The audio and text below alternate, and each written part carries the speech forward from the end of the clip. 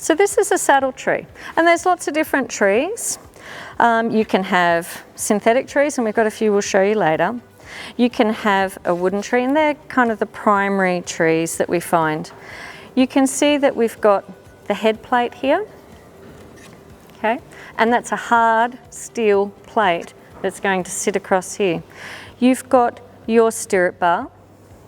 Usually you have your first girthing strap coming from under this area as well. Then you have your rails through into your cantle. What people traditionally understand about saddles is the actual angle of the gullet can change. Even your stirrup bar placement can be different on different brands and different designs, so that will affect where the rider's weight is being put when they're standing up in the stirrups. The distance between the rails can differ as well. So every single brand has slightly different design features that are going to either suit your horse or not suit your horse. And the question is how do you even know whether your tree is going to be correct for the horse?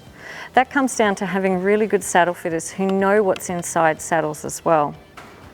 So that's just the hard, rigid part of a saddle. We'll also talk about the panels that go underneath.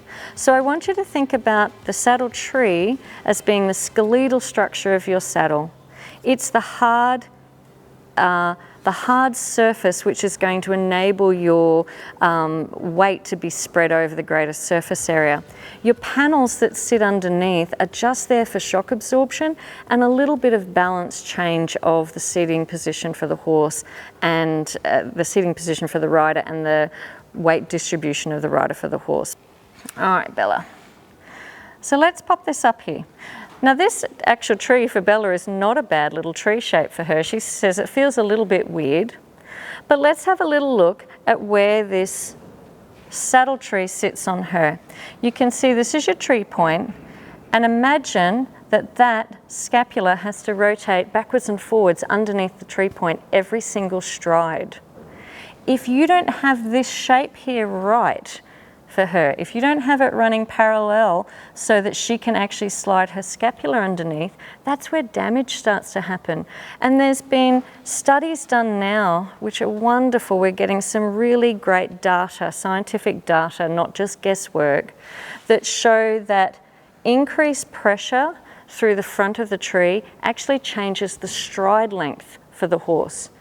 Think about what we were talking about with pressure on our bicep. If you're expecting the horse to be able to use her trapezius muscle and her scapula correctly, that's going to control her scapula, if she has increased pressure on her trapezius, it's not going to be able to move that scapula correctly. She can't bring her front leg up the way you want her to. So often we see horses stumbling, or they can't clear a jump with their front legs. They're often dropping the front rails. Horses that refuse on before they even take off, often you'll notice that when they're landing, the saddle tree is jamming forward into the scapula, so they don't want to take off in the first place. So start to think about this. You also have your first girth point either coming off the tree point or from under the stirrup bar, so there is a lot of pressure here. When you stand up in your stirrups, all of a sudden, all of your rider's weight is concentrated over the front of the saddle. The distance this way for the horse. Imagine if Bella was a short-withered broad horse.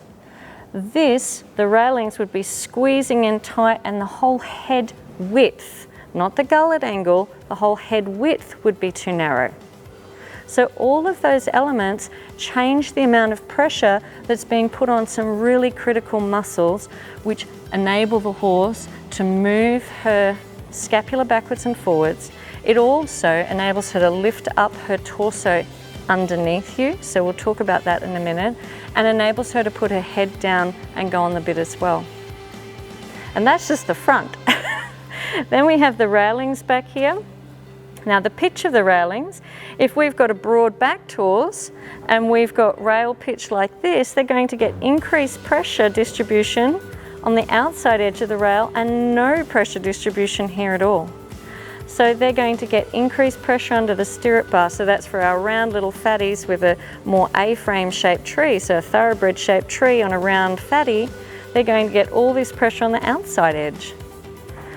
This starts to affect this beautiful longissimus muscle that you sit on, and we'll talk about that muscle in a moment as well. And then finally where the tree actually finishes and we're distributing the rider's weight before we get to T18.